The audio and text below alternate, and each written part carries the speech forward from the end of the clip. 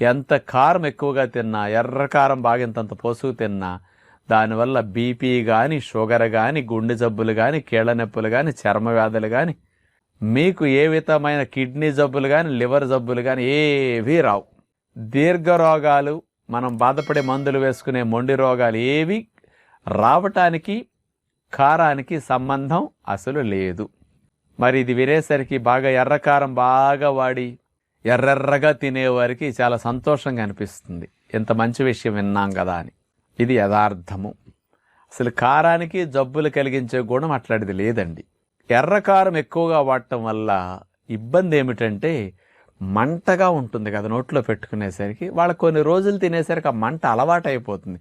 అది పక్కవారికి మండుతుంది కానీ వాళ్ళకేం మండదు. కాబట్టి ఈ సెల్స్ అలవాటు అయిపోతాయి. ఏదైనా ఎక్కువైతే తినేటప్పుడు కారానికి నోట్లో లాలాజలం వస్తుంది, కొంచెం కళ్ళమ్మట నీళ్లు, ముక్కమ్మట నీళ్లు